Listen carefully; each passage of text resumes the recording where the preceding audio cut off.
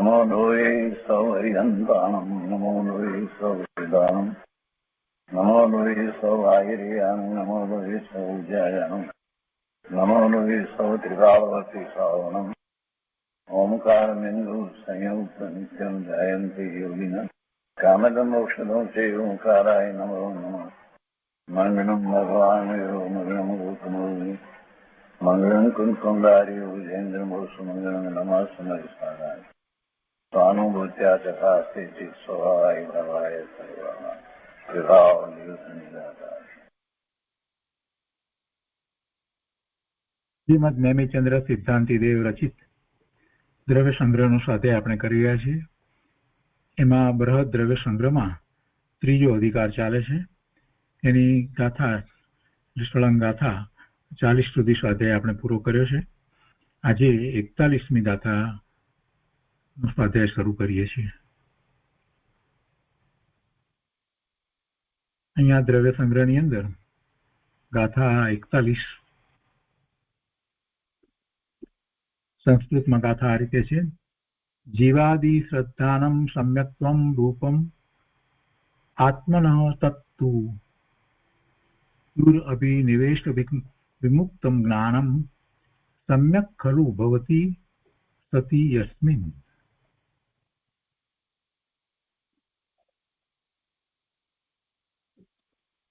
અને હિન્દીમાં 41મી ગાથા આ રીતે છે.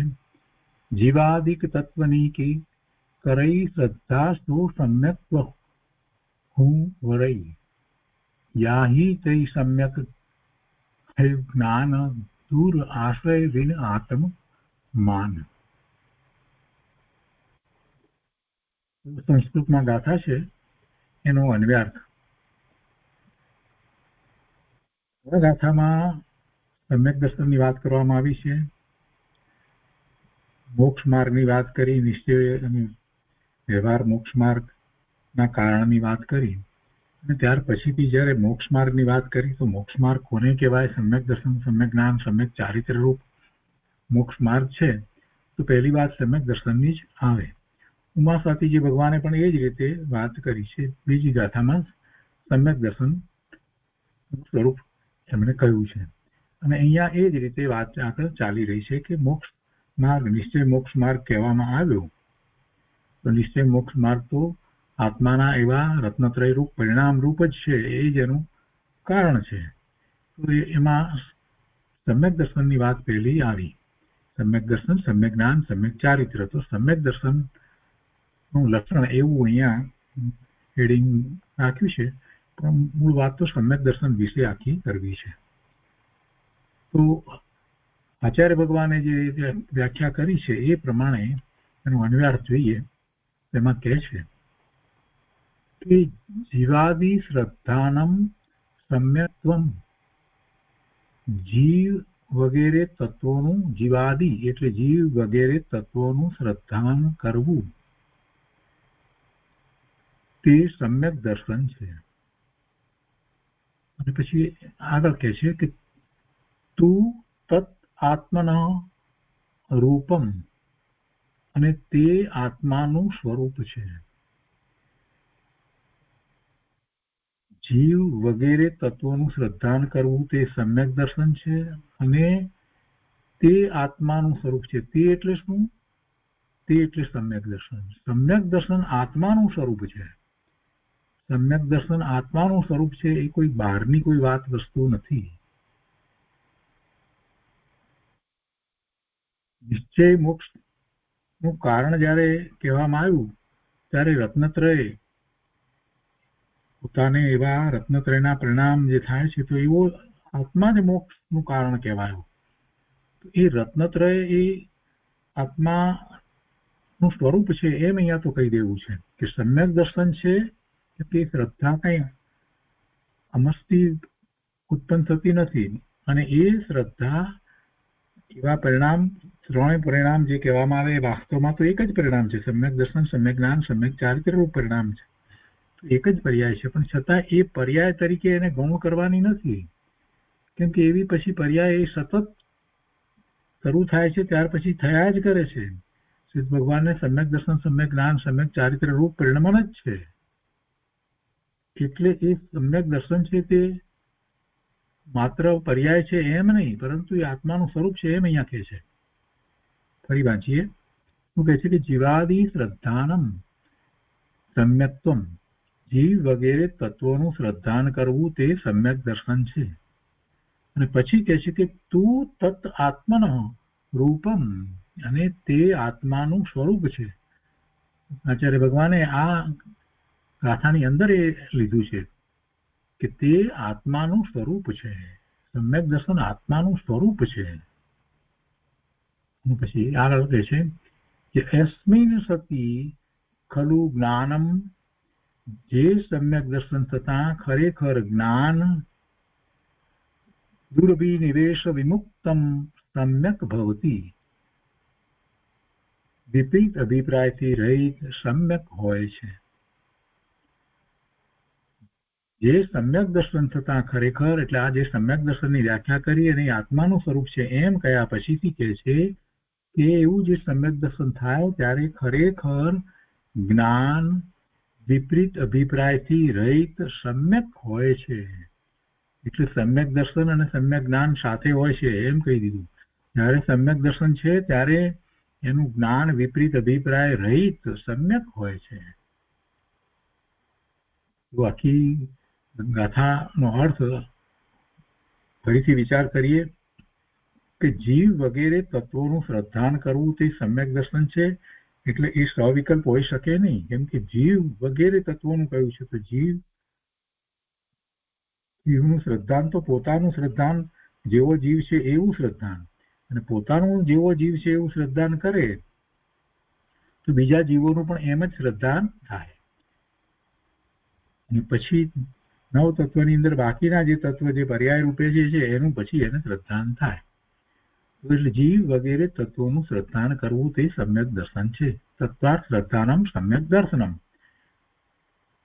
એ ઉમા સ્વાતીજી ભગવાનનું બીજું સૂત્ર. અને પછી અહીંયા એક વાત બીજી મૂકી કે અને તે એટલે સમ્યક દર્શન આત્માનું સ્વરૂપ છે. પછી ત્રીજી વાત અહીંયા કે છે કે જે સમ્યક દર્શન થતા જે આત્માનું સ્વરૂપ છે એમ કહ્યું, એટલે એ એવું સમ્યક દર્શન થતા ખરેખર જ્ઞાન વિપરીત અભિપ્રાયથી રહિત સમ્યક હોય છે. સાચી શ્રદ્ધા થઈ ત્યારે જ્ઞાન પણ સમ્યક હોય છે, વિપરીત સમ્યક હોય છે. એટલે કે વિપરીત અભિનિવેશ રહિત, વિપરીત અભિપ્રાય રહિત, જેમ છે જેવું ભગવાનના જ્ઞાનમાં છે વસ્તુ સ્વરૂપ એવું જ જ્ઞાન આને હોય છે. ભગવાને જેમ કહ્યું છે વસ્તુ સ્વરૂપ જગતનું સ્વરૂપ, એનાથી વિપરીત શ્રદ્ધા એને હોતી નથી, એનું જ્ઞાન પણ એવી રીતે વિપરીત હોતું નથી. તો આ અન્વયાર્થમાંથી આપણને ઘણી બધી વાત એક સાથે પ્રાપ્ત થાય છે. અહીંયા ભાવાર્થમાં ઘણો વિસ્તાર કર્યો છે એટલે આપણે વધારે વિસ્તાર નથી કરતા. તો ભાવાર્થ તરીકે ઘણી બધી વાત અહીંયા લીધી છે. શાંતિથી એક પછી એક વાતને સમજીએ. જુદા જુદા શાસ્ત્રમાં સમ્યક દર્શનની વાત જે રીતે લેવામાં આવી છે એ બધી અહીંયા ભાવાર્થ તરીકે કહી છે. પહેલું, નિશ્ચય સમ્યક દર્શન. આ ગાથા નિશ્ચય સમ્યક દર્શનની છે. આત્મામાં શ્રદ્ધા નામનો એક ગુણ છે, તેની અનાદિથી વિપરીત પર્યાય છે. એ ગુણની અનાદિથી વિપરીત પર્યાય છે એટલે આપણે દરેક વખતે યાદ કરીએ છીએ, સ્પષ્ટતા કરીએ છીએ કે અંદરમાં રહેલો ગુણ જે છે એનું પરિણમન વિપરીત થાય એમ હોય નહીં. અને અંદર એટલે પોતાનું જે મૂળ સ્વરૂપ જે છે અનંત ગુણ, એમાંનું આ શ્રદ્ધા ગુણ જે છે એનું વિપરીત પરિણમન થાય. અને તમે કાંઈક કરો એટલે એ બદલાઈ અને એનું પરિણમન સમ્યક થઈ જાય, વિપરીતને બદલે બરાબર થઈ જાય, એવું વસ્તુનું સ્વરૂપ નથી. અંદરમાં અનંત ગુણ એક સરખા જેવા છે તેવા જ રહ્યા છે.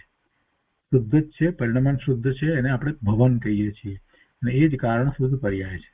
એ તો એમ જ છે. પણ પ્રગટ શું છે? પ્રગટ ગુણની અપેક્ષાથી વાત છે.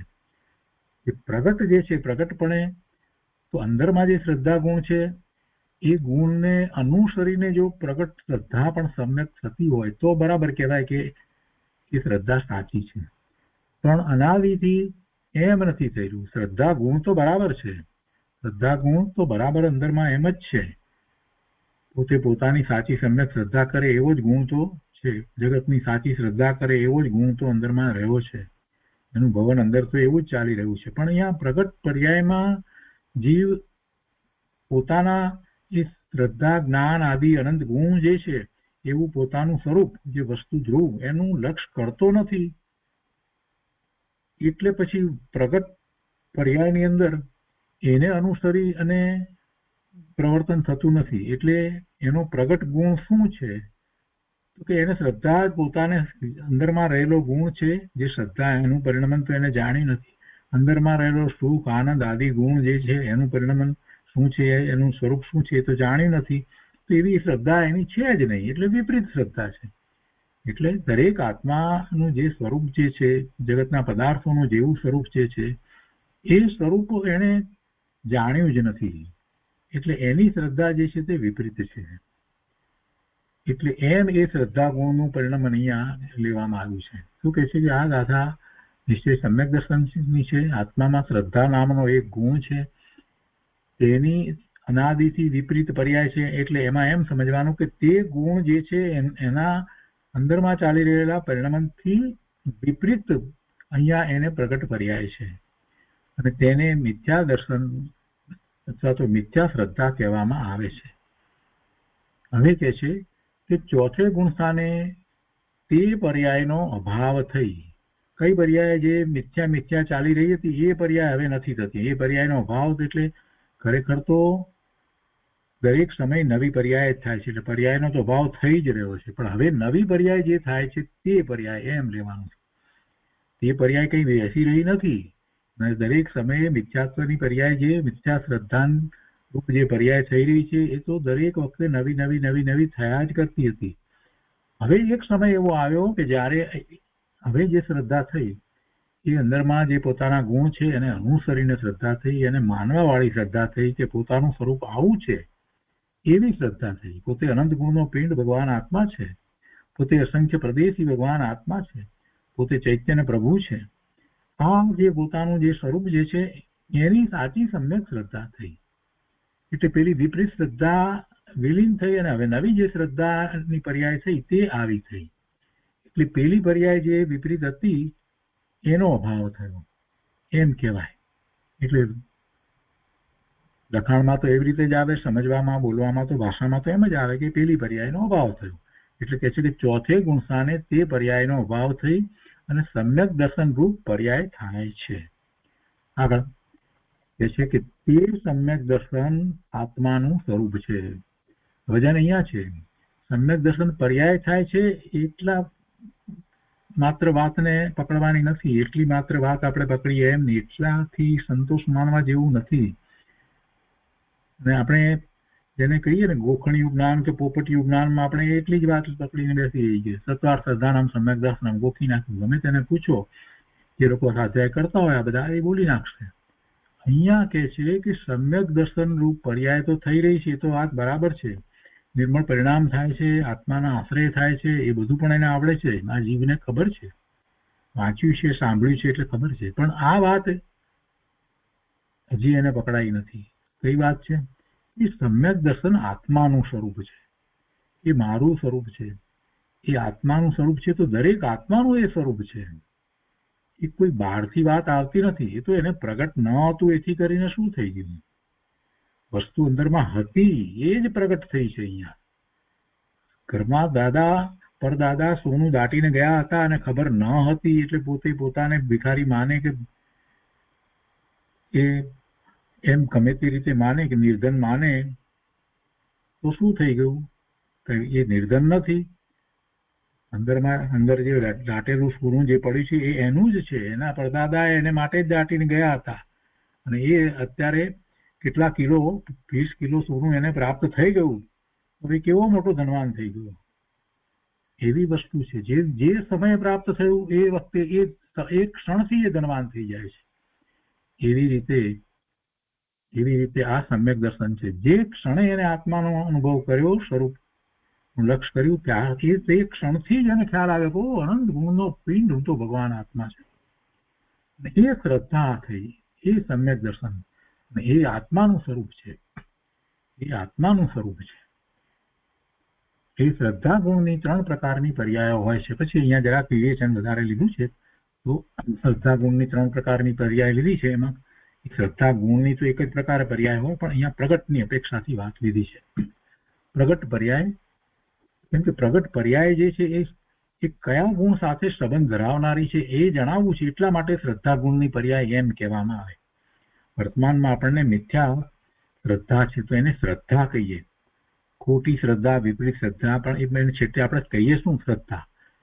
એટલે આપણને એ ઉપરથી ખ્યાલ આવે કે આ શ્રદ્ધા છે એટલે સાચી શ્રદ્ધા પણ બીજી હોવી જોઈએ. કોઈ પણ પોતાના જે પરિણામ થઈ રહ્યા છે એની સાથે અંદરમાં જે સ્વરૂપ જે છે એ શું છે, શેની સાથે સંબંધ ધરાવે છે એ જાણવા માટે આપણે એને એમ કહીએ કે આ શ્રદ્ધા ગુણની પર્યાય. વાસ્તવમાં અંદરના શ્રદ્ધા ગુણની પર્યાય નથી, પણ એ અત્યારે જે ચાલી રહ્યું છે એને શું કહેવાય? આપણને વિપરીત માન્યતા છે તો કે શ્રદ્ધા કહેવાય. તો અંદરમાં એક શ્રદ્ધા નામનો ગુણ પડ્યો છે, તો અહીંયા આપણે આવી શ્રદ્ધા કરીએ છીએ, અને આ શ્રદ્ધા છે તે સાચી શ્રદ્ધા નથી. સાચી શ્રદ્ધા કેવી રીતે કહેવાય? તો અંદર જે શ્રદ્ધા નામનો ગુણ છે એને અનુસરીને જે પરિણામ થાય એ સાચી શ્રદ્ધા, એ સમ્યક શ્રદ્ધા.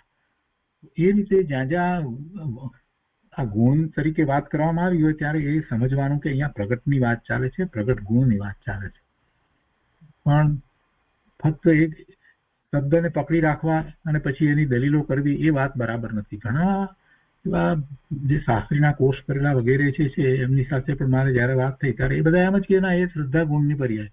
જયારે મેં એમ કહ્યું કે ભાઈ શ્રદ્ધા ગુણની પર્યાય, તેનો અર્થ કે આત્માની અંદર શ્રદ્ધા ગુણ વિપરીત જ છે, એમ જ થયું. ત્યારે પછી મુશ્કેલી પડે છે એમને જવાબ આપવામાં. ભગવાન આત્માને એક તરફ તમે શુદ્ધ કહો અને બીજી તરફ એમ કહો કે અંદર શ્રદ્ધા ગુણ અનાદિનો જે છે એનું પરિણામ વિપરીત થઈ રહ્યું છે. આ કેવી રીતે વાત બેસે? એટલે એવું વસ્તુ સ્વરૂપ નથી. જે લખાણમાં આવ્યું હોય એને જેમ છે તેમ સમજવું જોઈએ, ભાષાને સમજવી જોઈએ કેવી રીતે શું વાત છે. પ્રગટ પર્યાયને અને અંતરમાં ચાલી રહેલું ભવન એ બે વસ્તુ જુદી છે. તો આગળ વધીએ. અહીંયા કહે છે કે મિથ્યા, પહેલી વાત અહીંયા કહે છે ને કે શ્રદ્ધા ગુણની 3 પ્રકારની પર્યાય, ત્યારે પણ એમ જ સમજવાનું પ્રગટની વાત છે, અંદરના ગુણની વાત નથી. તો મિથ્યા દર્શન, મિથ્યા શ્રદ્ધા. અહીંયા દર્શન શબ્દનો પણ જરાક ફરીથી વિચાર કરીએ. ઘણી વાર વાત થઈ છે તે પ્રમાણે દર્શનનો પહેલો અર્થ એ થાય છે કે ધર્મ, જેમ કે નૈયાયિક દર્શન, સાંખ્ય દર્શન, વેદાંત દર્શન, જૈન દર્શન, બૌદ્ધ દર્શન, આ બધું જે કહીએ છીએ તો દર્શન એટલે ધર્મ, એક અર્થ એવો થાય છે. બીજો દર્શનનો અર્થ થાય છે કે આપણે જે જોઈએ છીએ, ચક્ષુ દ્વારા જે જોઈએ છીએ, એ દર્શન કરીએ છીએ, એ બધું દર્શન કહેવાય. એ બધું દર્શન કહેવામાં આવે. આપણે જે કંઈ જોઈએ છીએ એ બધું દર્શન, દેખવું એ એવું. અને ત્રીજો એટલે દેખવું, અને એમાં ચક્ષુ દ્વારા જે જોઈએ છે એનાથી આપણને વધારે ખ્યાલ આવે છે. પણ વાસ્તવમાં તો એ દર્શન એટલે દેખવું જયારે લઈએ છીએ ત્યારે પ્રતિભાસ એવો અર્થ થાય છે. એટલે બીજી ઇન્દ્રિયો દ્વારા પણ એ દેખવું, સામાન્ય જે પ્રતિભાસ થાય છે એને દર્શન કહેવામાં આવે છે. તો એ દર્શનાવરણી કર્મની અંદર એ વાત એ આવે છે. દર્શનાવરણી દર્શન અંદર એ વાત આવે છે. અને ત્રીજો અર્થ જે છે દર્શન એટલે શ્રદ્ધા. દર્શન એટલે શ્રદ્ધા. તો 3 અર્થ થાય છે. દર્શન એટલે અનેક ધર્મ જે છે તે મત. બીજો અર્થ થાય છે દર્શન એટલે દેખવું, સામાન્ય અવલોકન, અને એ સામાન્ય અવલોકન ચક્ષુ દ્વારા પણ થાય અને ચક્ષુ એટલે બીજી ઇન્દ્રિયો દ્વારા પણ થાય તે. અને ત્રીજું દર્શન એટલે શ્રદ્ધા. આ 3 અર્થ થાય છે. એટલે જ્યાં જે અર્થ લાગુ પડતો હોય તે પ્રમાણે સમજવું. તો અહીંયા મિથ્યા દર્શન જે જીવોને અનાદિથી છે એટલે શ્રદ્ધા, અને વિપરીત શ્રદ્ધા જીવોને અનાદિથી છે. અને જે જીવો સમ્યક દર્શન પામ્યા પછી, જો અહીંયા કૌંસમાં લીધું છે, તો અનાદિથી તો છે પણ એ સિવાય પણ એ મિથ્યા માન્યતા, મિથ્યા શ્રદ્ધા કોને હોય? તો કે જે જીવો સમ્યક દર્શન પામ્યા પછી ફરી મિથ્યા દર્શન રૂપે પરિણમે, એટલે એમને પડવું થાય છે, તો તેને પણ શ્રદ્ધા મિથ્યા હોય છે. એટલે તેઓ, અને એમને શું છે કે એમને સાદી મિથ્યા દ્રષ્ટિ કહેવાય. કેમ કે મિથ્યાત્વની શરૂઆત થઈ. પેલા અનાદિ મિથ્યા દ્રષ્ટિ, જીવ અનાદિ મિથ્યા દ્રષ્ટિ છે. દરેક જીવ અનાદિનો, જેની આદિ નથી એવો મિથ્યા દ્રષ્ટિ તો પહેલેથી છે. એટલે મોટા ભાગે બધા અનાદિ મિથ્યા દ્રષ્ટિ. હવે કોઈક જીવને સમ્યક દર્શન થયું અને પછી પાછો પડ્યો અને તો એ મિથ્યાત્વ આવ્યું તો એ મિથ્યા દ્રષ્ટિ અને મિથ્યાત્વની શરૂઆત થઈ એટલે એને આદિ છે, એટલે સાદી મિથ્યા દ્રષ્ટિ કહેવાય. આદિ, સાદીનો અર્થ થાય છે આદિ સહિત મિથ્યા દ્રષ્ટિ કહેવાય. તો શું છે એ શ્રદ્ધા ખોટી છે, એટલે આ પર્યાય એટલે મિથ્યાત્વ અથવા તો મિથ્યા દર્શન. એ મિથ્યા દર્શન ના જે પરિણામ જે થઈ રહ્યા છે તે શું છે તો કે છે કે આ પર્યાય ઉલટી ઊંધી વિપરીત છે. તેનાથી ઉલટી ઊંધી વિપરીત છે તો કે જે સત્ય છે, જે સમ્યક છે એનાથી. તો સમ્યક છે, સત્ય છે એ કેવી રીતે નક્કી થાય તો કે ભગવાનના જ્ઞાનમાં વસ્તુનું સ્વરૂપ, જગતનું સ્વરૂપ, છ દ્રવ્યનું, નવ તત્વનું જેવું સ્વરૂપ પ્રકાશ્યું છે એવી શ્રદ્ધાથી આ વિપરીત ઊંધી માન્યતા છે, ઉલટી માન્યતા છે. હવે આગળ કહે છે સમ્યક દર્શન વિશે કે શ્રદ્ધા ગુણની શુદ્ધ પર્યાય છે તેને આ ગાથામાં આત્મના રૂપમ અર્થાત આત્માનું સ્વરૂપ કહ્યું છે. એક તો પેલી મિથ્યા દર્શનની વાત કરી અને બીજું શ્રદ્ધા ગુણ તરીકે આખી વાત કરવી છે ને. પ્રગટ શ્રદ્ધા કેવી હોય, શ્રદ્ધા ગુણ 3 પ્રકારે એમ અહીંયા કહ્યું ને. એ શ્રદ્ધા ગુણની 3 પ્રકારની પર્યાય હોય છે. તો અહીંયા શ્રદ્ધા ગુણ એટલે પ્રગટ નો વિચાર કરવાનો. એ પ્રગટ શ્રદ્ધા 3 પ્રકારની છે એમ લેવાનું. અને પ્રગટ શ્રદ્ધા 3 પ્રકારે છે. એક તો આ મિથ્યા દર્શન એટલે વિપરીત ઊંધી શ્રદ્ધા, અને એ અનાદિથી જીવોને ચાલી આવે છે અને કેટલાકને જેને સમ્યક દર્શન કર્યું છે પ્રગટ એને પણ પછીથી થાય છે. તો એ વાત પહેલી વાત લીધી. હવે બીજી શ્રદ્ધા કેવી વાત શ્રદ્ધા હોય તો કે સમ્યક દર્શન શ્રદ્ધા ગુણની શુદ્ધ પર્યાય છે. અને શુદ્ધ પર્યાય છે એટલે એનો અર્થ એ થયો કે જેવો શ્રદ્ધા ગુણ છે એને અનુસરીને જ આ પરિણામ થઈ રહ્યા છે. કેમ કે શ્રદ્ધા ગુણનું નિર્મળ ભવન જે હોય ત્યારે જગત આખાના બધા જ પદાર્થો જ્ઞેય માત્ર જે છે એને એ જેમ છે તેમ જ શ્રદ્ધે. એટલે આપણે એમ કહીએ કે એ પોતાના અંદરમાં રહેલા શ્રદ્ધા ગુણનું જે પરિણમન છે એને અનુસરીને એટલી એ અપેક્ષાથી આપણે કહીએ છીએ. તો શ્રદ્ધા ગુણની શુદ્ધ પર્યાય એને સમ્યક દર્શન કહેવામાં આવ્યું. એટલે સાચી શ્રદ્ધા, સાદા શબ્દોમાં કહીએ તો સાચી શ્રદ્ધા, સમ્યક શ્રદ્ધા. કેવી શ્રદ્ધા તો કે જેવી ભગવાનના જ્ઞાનમાં વસ્તુઓની જગતની શ્રદ્ધા જે પ્રમાણે જે પાક આવી છે એવી જ શ્રદ્ધા. ભગવાનના જ્ઞાનમાં વસ્તુનું સ્વરૂપ જેવું પ્રકાશ્યું છે એવી શ્રદ્ધા એને સમ્યક શ્રદ્ધા કહેવાય. એ જ સમ્યક દર્શન છે. તો એને માટે તો ખરેખર તો ભગવાનના જ્ઞાનમાં શું આવ્યું છે એ જાણવા જવું પડે. ભગવાનના જ્ઞાનમાં તો બધું જ આવ્યું છે. 6 દ્રવ્યનું સ્વરૂપ, 9 તત્વનું સ્વરૂપ બધું જે રીતે આવ્યું છે તે રીતે આપણે જાણવું પડે. અને કેવી રીતે જાણીએ? દિવ્ય ધ્વનિ દ્વારા. દિવ્ય ધ્વનિને પ્રત્યક્ષ આપણે ગ્રહણ કરીએ અને જાણીએ, અથવા તો દિવ્ય ધ્વનિમાંથી જે ગણધર ભગવાને જે રચના કરી છે એ દ્વારા, એટલે કે આ 12 અંગનું જ્ઞાન, 14 પૂર્વનું જ્ઞાન એ દ્વારા, અથવા તો એમાંથી જે શાસ્ત્રની રચના થઈ છે એ દ્વારા જાણીએ. પણ આ શ્રદ્ધા જે થઈ છે તે શ્રદ્ધા જે છે તે શ્રદ્ધા સમ્યક કહેવાય. પણ છતાંય એમાં એક વાત અધૂરી એ રહી જાય છે કે એ શ્રદ્ધા, જેની શ્રદ્ધા કરવામાં આવી છે એવા જીવની શ્રદ્ધા, જીવનું જેવું સ્વરૂપ છે એવી શ્રદ્ધા ન કહેવાય. કેમ કે એ માત્ર માહિતી જ્ઞાન રૂપ છે, અનુભવ રૂપ શ્રદ્ધા નથી. તો એવી અનુભવ રૂપ જે શ્રદ્ધા છે એને સમ્યક દર્શન ખરેખર કહેવામાં આવ્યું છે. તો એવી શ્રદ્ધા થવી જોઈએ. શ્રદ્ધા ગુણની શુદ્ધ પર્યાય છે તેને આ ગાથામાં આત્માના રૂપમ અર્થાત આત્માનું સ્વરૂપ કહ્યું છે. કેમ કે એ અનુભવ રૂપ શ્રદ્ધા થાય આત્માની ત્યારે જ આત્માને બરાબર જાણ્યો કહેવાય. એટલે એ આત્માનું સ્વરૂપ છે. તો આ ગાથાની અંદર એને આત્માનું સ્વરૂપ કહેવામાં આવ્યું છે. હવે કે છે બીજા શાસ્ત્રની બધી વાત લઈને કહે છે કે જો પુરુષાર્થ સિદ્ધિ ઉપાય અમૃતચંદ્રાચાર્ય ભગવાનનું શાસ્ત્ર છે એમાં ગાથા 22ની અંદર આત્મરૂપમ તત્વ અર્થાત આત્મ સ્વરૂપ છે એમ કહ્યું છે. અને એ જ 22મી ગાથામાં જ તેને સદૈવ કર્તવ્યમ અર્થાત સદાકાળ કરવા યોગ્ય છે એમ કહ્યું છે. ત્યાં પણ એને આત્મરૂપમ તત્વ એમ કહ્યું છે. એટલે આત્મ સ્વરૂપ છે અને એ જ કરવા યોગ્ય છે, સદાકાળ કરવા યોગ્ય છે. એટલે એવી જ શ્રદ્ધા, પોતાનું સ્વરૂપ જેવું છે એવી શ્રદ્ધા કરવા યોગ્ય છે. કૌંસમાં અહીંયા લખ્યું છે શાસ્ત્ર સાવાકાચાર છે, બરાબર છે, છતાં પણ ચરણાનુયોગનો ગ્રંથ પણ એની સાથે અંદરમાં દ્રવ્યાનુયોગની ઘણી વાત સાથે અમૃતચંદ્રાચાર્ય ભગવાનનો ગ્રંથ છે એટલે એમાં આવે છે. બહુ સુંદર ગ્રંથ છે, આપણે એનો સ્વાધ્યાય કર્યો છે. આ પર્યાય ચોથે ગુણ સ્થાને પ્રથમ ઉપશમ સમ્યક્ત્વ થતા જ પ્રગટે છે. કઈ પર્યાય? સમ્યક દર્શનની પર્યાય. આ પર્યાય ચોથે ગુણ સ્થાને પ્રથમ ઉપશમ સમ્યક્ત્વ થતા જ પ્રગટે છે. તો પહેલું સમ્યક્ત્વ જયારે પ્રગટ થાય છે તે કેવું છે? ઉપશમ સમ્યક્ત્વ છે. હવે ઉપશમ સમ્યક્ત્વ એટલે શું? ઉપશમ કેમ એને કહેવામાં આવ્યું? જો સમ્યક્ત્વ તો સમ્યક્ત્વ છે, પણ એ વખતે સામે જે કર્મની પ્રકૃતિ જે છે એ દર્શન મોહનીય કર્મની પ્રકૃતિ એ નિમિત્ત કારણ છે. વિપરીત શ્રદ્ધા થવાનું નિમિત્ત કારણ શું છે? તો કે જીવને દર્શન મોહનીય કર્મની પ્રકૃતિ, મોહનીય કર્મના બે ભાગ, દર્શન મોહનીય અને ચારિત્ર મોહનીય. એમાં દર્શન મોહનીય કર્મની પ્રકૃતિ જે છે એ નિમિત્ત કારણ છે. તો એ કર્મની પ્રકૃતિનો ઉદય વર્તે છે અને એની સાથે જોડાઈ અને જીવ મિથ્યા શ્રદ્ધા ભાવે થાય છે. તો એ વખતે એને ઉપશમ થયો, એટલે કે એ કર્મની પ્રકૃતિનો ઉદય અત્યારે એનું ફળ નથી એવી દશા થઈ છે.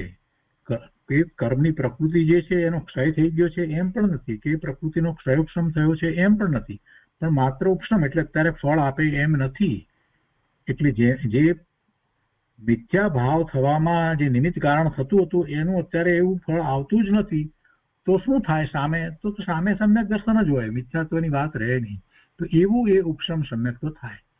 પહેલા ઉપશમ સમ્યક્ત્વ થાય, અને એ જે થાય છે તો એની સાથે ચારિત્ર મોહનીય કર્મની પહેલી ચોપડી જે કહીએ એ અનંતાનુબંધી ના ક્રોધ, માન, માયા, લોભ એ અને પેલા 9 પ્રકારના નો કષાયો એ પણ એની સાથે એનું પણ એ જ રીતે એ ઉપશમ થાય.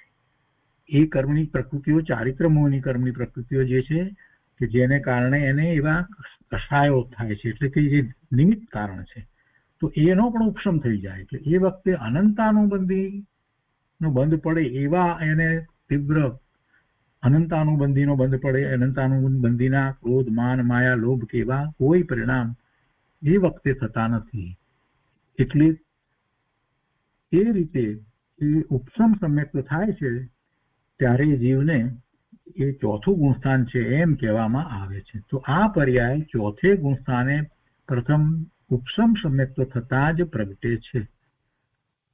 ને આ શ્રદ્ધા થાય છે તો ફક્ત કાંઈ એકલી શ્રદ્ધા નથી હોતી. કેવી રીતે થાય છે આપણે સમજીએ તે પ્રમાણે સામાન્ય પ્રતિભાસ અવલોકન આત્માનું, એવું જ્ઞાન અને એવું શ્રદ્ધાન એમ થાય છે, અને સામે કર્મની પ્રકૃતિ જે છે એનો એ વખતે ઉપશમ હોય છે, પછી એનો ક્ષયોપશમ થઈ જાય છે. એટલે આ જે ઉપશમ સમ્યક્ત્વ ફક્ત અંતર્મુહૂર્ત સુધી જ રહે. કેમ અંતર્મુહૂર્ત સુધી રહે? પછી પેલી કર્મની પ્રકૃતિના ઉદયો જે છે એ નિમિત્ત કારણ બની જાય છે. તો પછી શું થાય? તો પછી ક્ષયોપશમ સમ્યક્ત્વ થાય. એટલે કે કર્મની પ્રકૃતિઓ જે છે એના પણ એવી રીતે ક્ષયોપશમ થાય છે. તો આ પછી સમ્યક્ત્વ જે છે એને ક્ષયોપશમ સમ્યક્ત્વ કહેવામાં આવે છે.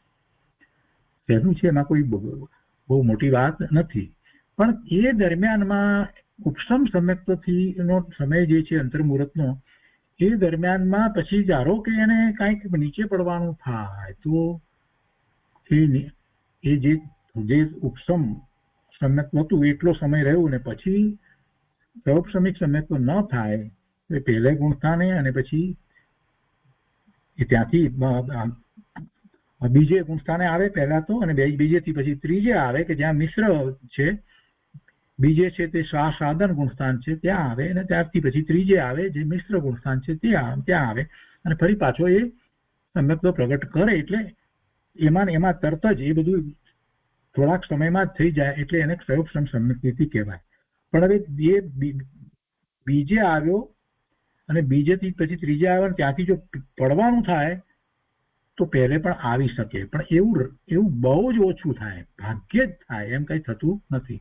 મોટે ભાગે ઉપશમ સમ્યક્ત્વ પછી ક્ષયોપશમ સમ્યક્ત્વ થાય જ છે. તો આ ગુણસ્થાન અપેક્ષાએ પણ વાત અહીંયા આપણે પૂરી કરીએ છીએ અને સમજી લીધું આપણે કે આ શું શેની વાત ચાલે છે. કેમ કે અહીંયા ચોથું ગુણસ્થાન કહ્યું ને એટલે આપણે વાત લીધી કે આ પર્યાય ચોથે ગુણસ્થાને પ્રથમ ઉપશમ સમ્યક્ત્વ થતા જ પ્રગટે છે. તે પુરુષાર્થ સિદ્ધિ ઉપાય શાસ્ત્રની ગાથા નીચે પ્રમાણે છે, જેમાં આ સમ્યક દર્શન જે છે એને આત્મરૂપ કહેવામાં આવ્યું છે, અને એ સદૈવ કર્તવ્યમ એમ જે કહેવામાં આવ્યું છે, તો એની ગાથા આ રીતે છે. જીવાદીના તત્વાર્થમાં સદૈવ કર્તવ્યમ શ્રદ્ધાનમ વિપરીત અભિનિવેશ વિવિક્તમ આત્મ રૂપમ તત્વ. અને આ ગાથાનો અર્થ શ્રી મોક્ષ માર્ગ પ્રકાશક પુસ્તક 320 નીચે પ્રમાણે કર્યો છે. એટલે ટોડરમલજી આ ગાથાનો અર્થ જે કર્યો છે એ ટૂંકમાં આ રીતે છે કે વિપરીત અભિનિવેશ રહિત જીવ અજીવ આદિ તત્વાર્થોનું શ્રદ્ધાન સદાકાળ કરવા યોગ્ય છે. એ શ્રદ્ધાન આત્માનું જ સ્વરૂપ છે. કારણ કે દર્શન મોહરૂપ ઉપાધિ દૂર થતા પ્રગટ થાય છે, માટે એ આત્માનો સ્વભાવ છે.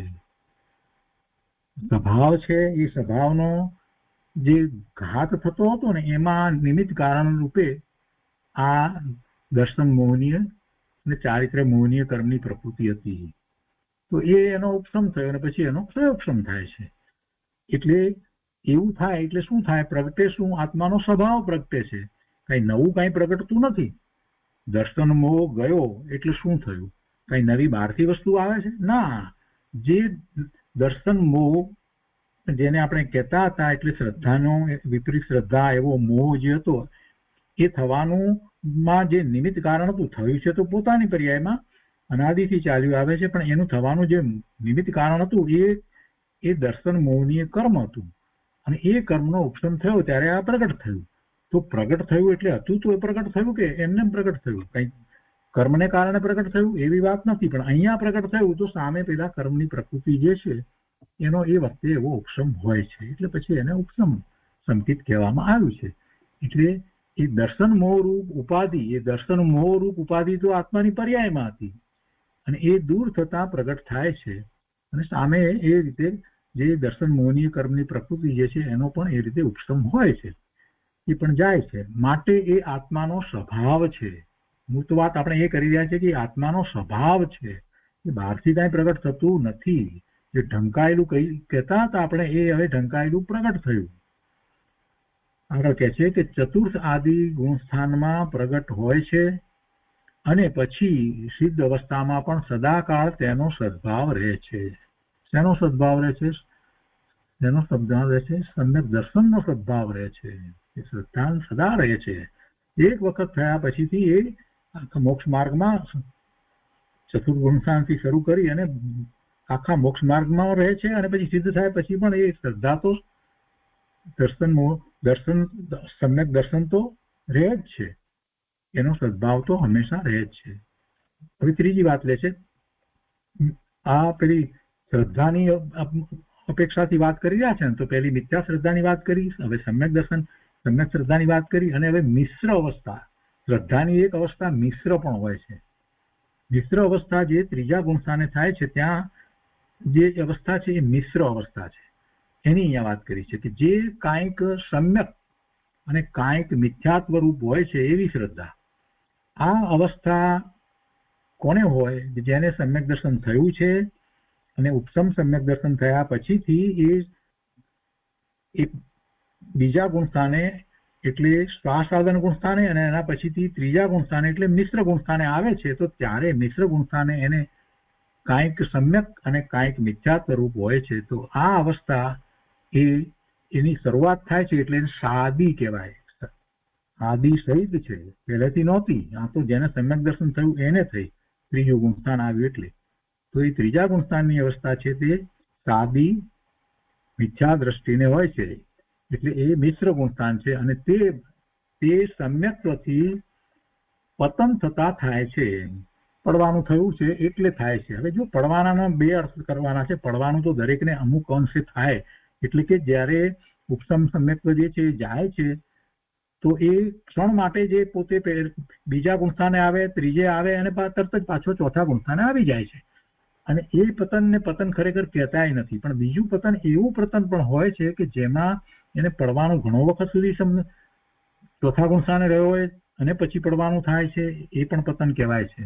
અને કોઈકને આ શરૂઆત થઈ હોય ત્યાંથી જ આગળ ન વધ્યો અને સમ્યક દર્શન ન પ્રગટ કરે તો પણ પતન કહેવાય. પણ અહીંયા જે પતનની વાત લીધી છે માત્ર એમ જ સમજવાનું કે ક્ષણિક જે ત્રીજે ગુણસ્થાને આવ્યો એટલી જ વાત છે. એ મિશ્ર અવસ્થા. હવે આ મિશ્ર અવસ્થા ત્રીજા ગુણસ્થાનની અવસ્થા વાળો તો તરત જ ચોથે પાછો આવી જ જાય છે. એ તો પાછો તરત જ ચોથે આવે છે અને પછી એ જે ભાવ એનો જે છે તે ક્ષણિક ભાવ છે. સામે જે મોહનીય કર્મની પ્રકૃતિ, દર્શન મોહનીય અને ચારિત્ર મોહનીય કર્મની પ્રકૃતિ જે છે એના પણ એ વખતે ક્ષણ થાય છે. તો આ પતન થાય એ જયારે સમ્યક દર્શન થયું અને ત્યાર પછીથી એ બીજે અને પછી ત્રીજે આવ્યો ત્યારે થયું. એટલા માટે અહીંયા એમ લખ્યું છે કે અને તે સમ્યક્ત્વથી પતન થતા થાય છે અને ઘણો અલ્પકાળ રહે છે. ત્રીજું ગુણસ્થાનનો કાળ બહુ ઓછો છે. આ કારણે આ પર્યાય સંબંધી વિશેષ કથનની જરૂર નથી. આ ત્રીજા ગુણસ્થાને જ હોય છે. આ ત્રીજા ગુણસ્થાનની વાત કરી. એટલે વાત તો એમને શું કરવી છે કે શ્રદ્ધા કઈ રીતે શ્રદ્ધા છે. એક તો મિથ્યા ઊંધી માન્યતા રૂપ શ્રદ્ધા, એને મિથ્યા દર્શન તો મિથ્યા શ્રદ્ધાંકે, બીજું સમ્યક દર્શન, સાચી શ્રદ્ધા અને ત્રીજું મિશ્ર શ્રદ્ધા. તો 3 પ્રકારે શ્રદ્ધા. આટલી મૂળ વાત કરી અને એમાં બીજી બધી ઘણી બધી વાત આપણે સાથે લીધી. હવે આગળ વધીએ. બીજી વાત કરે છે પેલી શ્રદ્ધાની વાત પછી. હવે મૂળ વાત જે છે શાસ્ત્રની મૂળ વાત જે કહેવી છે, જે પ્રયોજનભૂત વાત ઘણી બધી છે, તો એની શરૂઆત કરતા કહે છે કે ચોથે ગુણસ્થાને પ્રગટતું નિશ્ચય સમ્યક દર્શન એક જ પ્રકારે છે. જે ચોથા ગુણસ્થાને સમ્યક દર્શન પ્રગટ થયું તે એક જ પ્રકારે છે. સમ્યક દર્શન તો કાંઈ બે નથી. જો અહીંયા કીધું છે કે સમ્યક દર્શન તો કાંઈ બે નથી એમ કહ્યું છે, પણ ખરેખર શું છે? ખરેખર તો મોક્ષ માર્ગ બે પર નથી એમ. મોક્ષ માર્ગ પ્રકાશકની અંદર મોક્ષ માર્ગ ને બદલે સમ્યક દર્શન શબ્દ ઉપર લીધો છે. ત્યાં એમ લીધું છે કે મોક્ષ માર્ગ બે નથી, નિશ્ચય મોક્ષ માર્ગ ને વ્યવહાર મોક્ષ માર્ગ એવા બે નથી. એનું નિરૂપણ બે પ્રકારે છે એમ ત્યાં લીધું છે. તેના ઉપરથી અહીંયા મોક્ષ માર્ગની જગ્યાએ શબ્દ બદલીને સમ્યક દર્શન લઈ લીધું, કેમ કે એ પણ મોક્ષ માર્ગનું જ સ્વરૂપ છે ને સમ્યક દર્શન. એટલે સમ્યક દર્શન પણ કઈ બે પ્રકારે નથી એમ કે છે. એમ કરીને કહે છે સમ્યક દર્શન તો કાંઈ બે નથી, પણ સમ્યક દર્શનનું નિરૂપણ બે પ્રકારથી છે. જ્યાં સાચા સમ્યક દર્શનને સમ્યક દર્શન નિરૂપણ કર્યું છે તે નિશ્ચય સમ્યક દર્શન છે, તથા જે સમ્યક દર્શન તો નથી પરંતુ સમ્યક દર્શનનું નિમિત્ત છે, અથવા તો જે સમ્યક દર્શનની સાથે સહચારી છે, સાથે રહ્યું છે, તેને ઉપચારથી સમ્યક દર્શન કહીએ. એને વ્યવહાર સમ્યક દર્શન પણ કહેવામાં આવે. તો તે વ્યવહાર સમ્યક દર્શન છે, કારણ કે નિશ્ચય વ્યવહારનું સર્વત્ર એવું જ લક્ષણ છે. જ્યાં જ્યાં નિશ્ચયથી વાત કરવામાં આવી હોય ત્યારે ત્યાં સામાન્ય પ્રશ્ન આપણે પૂછીએ કે તો પછી વ્યવહાર કેવો હોય, તો એનો આપણને ઉત્તર પ્રાપ્ત થાય કે વ્યવહાર આ રીતે હોય, એને વ્યવહાર કહેવાય. એટલે નિશ્ચય વ્યવહાર બંનેની વાત તો સાથે હોય. અને જ્યાં એમ કહ્યું કે આ વ્યવહાર છે, તો પછી સામે આપણે પ્રશ્ન કરીએ કે તો પછી નિશ્ચય શું હશે ત્યાં, તો પછી તેનો પણ આપણને ઉત્તર પ્રાપ્ત થાય. એમ નિશ્ચય વ્યવહાર બંનેનું સ્વરૂપ દરેક વખતે આપણે સમજવાનો પ્રયત્ન કરવો જોઈએ. જ્યારે જ્યારે શાસ્ત્રના અભ્યાસ કરીએ ત્યારે જે વાત કરવામાં આવી હોય ત્યાં બંનેને સમજવાનો પ્રયત્ન કરવો. ત્યાં જે કથન જે અપેક્ષાથી કરવામાં આવ્યું એ અપેક્ષાથી એને વ્યવહાર કે નિશ્ચય કહેવાયો હોય તો પછી બીજું શું છે એ આપણે જાતે સમજવાનો પ્રયત્ન કરવો જોઈએ. અને એમ કરીએ ત્યારે પ્રમાણ જ્ઞાન થાય. સાધકને હંમેશા પ્રમાણ જ્ઞાન હોવું જરૂરી છે. પ્રમાણ જ્ઞાન વિના એ આગળ વધી શકે નહીં. પ્રમાણ જ્ઞાન વિના એને પડવાનું થઈ જાય. એટલે પ્રમાણ જ્ઞાન વસ્તુનું કરવું જોઈએ. તો અહીંયા એ વાત કરી છે કે નિશ્ચય વ્યવહારનું સર્વત્ર એવું જ લક્ષણ છે. સર્વત્ર એટલે ક્યાં? બધી જગ્યાએ શાસ્ત્રોમાં. સર્વત્રમાં ઓળખી લેવાય. ચારે અનુયોગોના શાસ્ત્રમાં નિશ્ચય વ્યવહારની વાત એ કરવામાં આવી છે. અર્થાત સાચું નિરૂપણ તે નિશ્ચય, સાચું સત્ય નિરૂપણ તે નિશ્ચય, અને ઉપચાર નિરૂપણ કહેવા માત્ર નિરૂપણ તે વ્યવહાર. માટે નિરૂપણ અપેક્ષાએ બે પ્રકારે સમ્યક દર્શન જાણવા. નિશ્ચય સમ્યક દર્શન અને વ્યવહાર સમ્યક દર્શન. પણ એક નિશ્ચય સમ્યક દર્શન અને એક વ્યવહાર સમ્યક દર્શન એમ બે સમ્યક દર્શન માનવા એ વાત બરાબર નથી. એવા બે સમ્યક દર્શન નથી. આ તો નિરૂપણની અપેક્ષાએ વાત કરવામાં આવી. જે સાચું સત્ય જે કહેવાયું છે એ સમ્યક છે, અને ઉપચાર કહેવામાં આવ્યું છે એવું નિરૂપણ જે છે તે વ્યવહાર છે. હવે ત્રીજી વાત છે અહીંયા કે નિશ્ચય વ્યવહાર સમ્યક દર્શનની વ્યાખ્યા તથા તેનું એક જ કાળે થવું. હવે આ નિશ્ચય વ્યવહાર સમ્યક દર્શનની વાત તો કરી, પણ એ બંને સમ્યક દર્શન એક સાથે જ થાય છે. અને એ તો એ વાત આપણે સ્વાધ્યાયમાં પહેલા કરી ગયા છીએ, શાસ્ત્રના સ્વાધ્યાયની અંદર એ વાત લીધી છે કે ખરેખર વ્યવહાર સમ્યક દર્શન તમે કયા કરો છો, પણ એ વ્યવહાર સમ્યક દર્શન તો ખરેખર તો નિશ્ચય સમ્યક દર્શન જે વખતે છે એ જ સમયે હોય છે, એ સમયે જ ઉત્પન્ન થાય છે. આ વાત આપણે શાસ્ત્રના સ્વાધ્યાય વખતે બહુ સારી રીતે સમજ્યા છે. પહેલા વ્યવહાર સમ્યક દર્શન હતું, એને કારણે હવે નિશ્ચય સમ્યક દર્શન થયું, એમ વસ્તુનું સ્વરૂપ જ નથી. નિશ્ચય સમ્યક દર્શન અને વ્યવહાર સમ્યક દર્શનની ઉત્પત્તિનો કાળ એક જ છે. એ વાત આપણે પહેલા કરી છે અને ફરી પાછી સ્મૃતિમાં લાવી અને હવે આપણે આગળ વાંચીએ. શું કહે છે પહેલી વાત? મૂળ શું વાત કરી કે નિશ્ચય વ્યવહાર સમ્યક દર્શનની વ્યાખ્યા હવે કહીશું, કેમ કે પહેલા કહ્યું એટલે તથા તેનું એક જ કાળે થવું, એ બે વાત હવે અહીંયા કરવાના છે. તો એક જ કાળે થાય છે. પહેલું એમાં સાચા દેવ ગુરુ ધર્મમાં દ્રઢ પ્રતીતિ. સાચા દેવ, સાચા ગુરુ, સાચા ધર્મમાં દ્રઢ પ્રતીતિ. બીજું જીવ આદિ 7 તત્વોની યથાર્થ પ્રતીતિ. એની યથાર્થ પ્રતીતિ, 7 તત્વોની યથાર્થ પ્રતીતિ. ત્રીજું સ્વ પરનું શ્રદ્ધાન.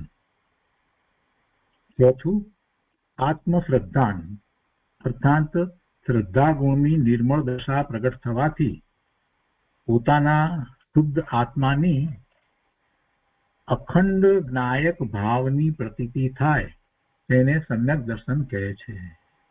એટલે આ તો અનુભૂતિ થઈ. ચોથી વાતમાં શું લીધું? આત્મશ્રદ્ધાન, અર્થાત શ્રદ્ધા ગુણની નિર્મળ દશા પ્રગટ થવાથી અંદરમાં ચાલી રહ્યો શ્રદ્ધા ગુણ, એને અનુસરીને જે એવી જ નિર્મળ શ્રદ્ધા પ્રગટ થવાથી, તો એવી શ્રદ્ધા તો ક્યારે થાય? આત્માનું લક્ષ કરે છે ત્યારે થાય છે. એવી શ્રદ્ધા થવાથી પોતાના શુદ્ધ આત્માની અખંડ જ્ઞાયક ભાવની પ્રતીતિ થાય. અખંડ જ્ઞાયક ભાવ, અખંડ સુખનો ભાવ, અનંત ગુણનો અખંડ ભાવ છે, તો એવી પ્રતીતિ થાય, તેને સમ્યક દર્શન કહે છે. તો આ લક્ષણોના આ 4 વાત કરી છે. તો એ રીતે સમ્યક દર્શનના લક્ષણો કયા? તો આ લક્ષણોના અવિનાભાવ સહિત, એ એક હોય તો બીજું હોય જ, એટલે બધા હોય, 4 વસ્તુ હોય જ છે એમ કહેવાનો આશય છે. એના અવિનાભાવ સહિત જે શ્રદ્ધા થાય છે તે નિશ્ચય સમ્યક દર્શન છે. ફરીથી લઈએ, શું 4 વસ્તુ થાય છે સમ્યક દર્શનની અંદર? એને અવિનાભાવ કહી દીધો છે, એટલે 4 વસ્તુ આપણે જોવી પડશે. અને પછી એનું નિરૂપણ કરવા બેસીએ ત્યારે આપણને ખબર પડે કે એમાં શું નિશ્ચય છે અને શું વ્યવહાર છે. પણ સાથે જે 4 વસ્તુ જે થાય છે, શું હોય છે? તો કે સાચા દેવ ગુરુ ધર્મમાં દ્રઢ પ્રતીતિ. એ ભલે પહેલાથી હોય, પણ ખરેખરું એ ક્યારે કહેવાય? એને વ્યવહાર નામ આપવું હોય ને તો એ પછીથી નામ અપાય. સાચા દેવ ગુરુ ધર્મમાં દ્રઢ પ્રતીતિ, જીવાદી 7 તત્વોની યથાર્થ પ્રતીતિ, સ્વ પરનું શ્રદ્ધાન, સ્વથી જુદું પર એવું શ્રદ્ધાન, ભેદ જ્ઞાન થાય ને ત્યારે થાય. આત્મશ્રદ્ધાન, અર્થાત શ્રદ્ધા ગુણની નિર્મળ દશા પ્રગટ થવાથી પોતાના શુદ્ધ આત્માની અખંડ જ્ઞાયક ભાવની પ્રતીતિ થાય, તેને સમ્યક દર્શન કહે છે. અને આ લક્ષણોના અવિનાભાવ સહિત જે શ્રદ્ધા થાય છે તે નિશ્ચય સમ્યક દર્શન છે. એ પણ ધ્યાનમાં રાખવું કે નિશ્ચય વ્યવહાર સમ્યક દર્શન એક જ કાળે છે. એટલે આવી જ્યારે પોતાના સ્વરૂપની આવી પ્રતીતિ થઈ, શ્રદ્ધા થઈ, અનુભવ સહિતની થઈ, તે સમ્યક દર્શન જ્યારે છે ત્યારે બાકી બીજું જે છે એ બધું જે હોય છે એ હોય છે, તો એને પછી વ્યવહાર સમ્યક દર્શન કહેવામાં આવે. એટલે એ વખતે જ ખરેખર તો હોય છે એમ કહેવાય. એ પણ ધ્યાનમાં રાખવું કે નિશ્ચય વ્યવહાર સમ્યક દર્શન એક જ કાળે થાય છે. વિપરીત અભિનિવેશ રહિત આત્મ પરિણામ તે નિશ્ચય સમ્યક્ત્વ છે, કારણ કે એ સત્યાર્થ સમ્યક્ત્વનું સ્વરૂપ છે. વિપરીત અભિનિવેશ ગયો, હવે વિપરીત શ્રદ્ધા નથી. ભગવાનના જ્ઞાનમાં જેવું વસ્તુનું સ્વરૂપ છે એવી જ હવે શ્રદ્ધા છે, એટલે વિપરીતતા ગઈ. માન્યતામાં, શ્રદ્ધામાં, પ્રતીતિ સાચી થઈ એટલે એ બધી માન્યતામાં જે ખોટી શ્રદ્ધા હતી એ ગઈ, વિપરીત અભિનિવેશ ગયો. એટલે વિપરીત અભિનિવેશ રહી હવે પરિણામ જે આત્માના થયા તે તો તે નિશ્ચય સમ્યક્ત્વ છે. કારણ કે એ સત્યાર્થ સમ્યક્ત્વનું સ્વરૂપ છે અને સત્યાર્થનું નામ જ નિશ્ચય છે. તથા એ વિપરીત અભિનિવેશ રહિત શ્રદ્ધાનું નિમિત્ત કારણભૂત શ્રદ્ધાન તે વ્યવહાર સમ્યક્ત્વ છે. જો વિપરીત અભિનિવેશ રહિત શ્રદ્ધાન થયું એટલે વિપરીત અભિનિવેશ તો ગયો અને જે શ્રદ્ધાન થયું તો એમાં નિમિત્ત કારણ તરીકે શું છે તો કે સાચા દેવગુરુની શ્રદ્ધા. હવે એને જરાક સમજી લઈએ. સાચા દેવગુરુની શ્રદ્ધા કરવાથી કઈ આમ થાય, પણ સાચા દેવગુરુની શ્રદ્ધાનો અર્થ શું? સાચા દેવની શ્રદ્ધા એટલે મને ઋષભદેવ ભગવાનની શ્રદ્ધા છે તો સાચા દેવની શ્રદ્ધા થઈ? ના, એમ નથી થતી સાચા દેવની શ્રદ્ધા. ઋષભદેવ ભગવાનના જ્ઞાનમાં જેવું વસ્તુનું સ્વરૂપ પ્રકાશ્યું છે એવી મને શ્રદ્ધા છે તો મને ઋષભદેવ ભગવાનની શ્રદ્ધા છે. એમની વાતને હું માનું તો મને એમની શ્રદ્ધા થઈ કહેવાય. એવી રીતે સાચા દેવ, એવી રીતે સાચા ગુરુ, તો એમણે જે શ્રદ્ધા કરી છે અનુભવ સહિત એવી વાતને હું સ્વીકારું છું તો મને એમની શ્રદ્ધા છે. બાકી હું કહું કે ના હું એમને માનું છું ગુરુ તરીકે પણ એમની વાતને તો સ્વીકારતો ન હું, તો પછી એમની શ્રદ્ધા મને કેવી રીતે કહેવાય? એવી રીતે શાસ્ત્રની વાત લઈએ તો પણ એમ જ છે. શાસ્ત્ર વાંચ્યા મોઢે કર્યા એટલે મને શાસ્ત્રની શ્રદ્ધા છે એમ અર્થ નથી થતો. એને હું સ્વીકારું છું તો મને શાસ્ત્રની શ્રદ્ધા છે. એટલે આવી સાચા દેવ ગુરુ શાસ્ત્રની શ્રદ્ધા, એ શ્રદ્ધા એ શું થયું? એ નિમિત્ત કારણ થયું. એવી શ્રદ્ધા છે એ નિમિત્ત કારણ થયું. શેને માટે? અનુભૂતિ કરવા માટે, એટલે નિશ્ચય સમ્યક્ત્વ પ્રગટ કરવા માટે. ને એમ છે નિશ્ચય સમ્યક્ત્વ પ્રગટ થયું ત્યારે હવે એ નિમિત્ત હતું એને નિમિત્ત કહેવાય. નહીતર પોતે પ્રગટ ન કરે ત્યાં સુધી તો એ નિમિત્ત કહેવાતું નથી. જ્યાં સુધી એવું કાર્ય થાય નહીં ત્યાં સુધી એને નિમિત્ત કહેવાય નહીં. એટલે જ્યારે હવે એને સાચી પોતાના સ્વરૂપની શ્રદ્ધા થઈ છે એટલે નિશ્ચય સમ્યક્ત્વ છે તો પેલા જે નિમિત્ત કારણ હતા તેને વ્યવહાર સમ્યક્ત્વ કહેવામાં આવે છે. એટલે એને કારણ કહેવામાં આવ્યું, નિમિત્ત કારણ કહેવામાં આવ્યું. ફરીથી વાંચીએ કે છે કે સત્યાર્થનું નામ જ નિશ્ચય છે. તથા એ વિપરીત અભિનિવેશ રહિત શ્રદ્ધાનનું નિમિત્ત કારણ શ્રદ્ધાન તે વ્યવહાર સમ્યક્ત્વ છે. કારણ કે અહીં કારણમાં કાર્યનો ઉપચાર કયો છે અને ઉપચારનું નામ જ વ્યવહાર છે.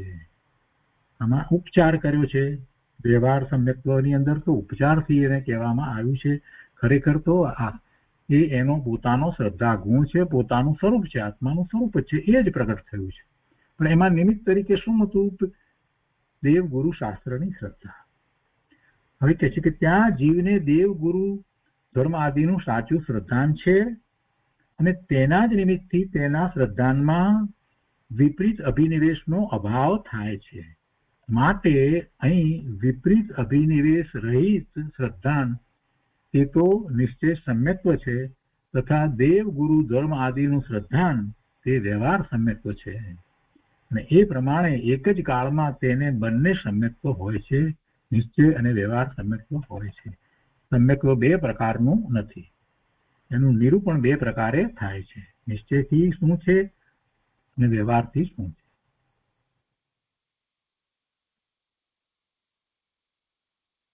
હવે આજનો સ્વાધ્યાય આપણે અહીંયા સુધી રાખીએ છીએ. આ નિશ્ચય સમ્યક દર્શનની વ્યાખ્યાનો ખુલાસો જે છે એ આપણે થોડું લાંબો વિષય છે એ આપણે આવતા સ્વાધ્યાયમાં લઈશું. આપણે એક પછી એક સમ્યક દર્શનની વાત આવી જ છે તો પૂરેપૂરી બધી વાતને આપણે સમજીશું, કેમ કે આપણું પ્રયોજન જ સમ્યક્ત્વ પ્રગટ કરવાનું છે. જે પ્રગટ કરવાનું પ્રયોજન હોય અને એની વાત આવતી હોય તો એને શા માટે આપણે ટૂંકાવીએ? એને બરાબર સારી રીતે સમજીએ, એના ઉપર પછી ચિંતન કરીએ કે કઈ અપેક્ષાથી કઈ વાત કેવી રીતે શાસ્ત્રમાં કહેવાય છે. એટલે આપણે ખૂબ વિસ્તારથી સારી રીતે સમજીશું. આજનો સ્વાધ્યાય અહીંયા સુધી રાખીએ છીએ.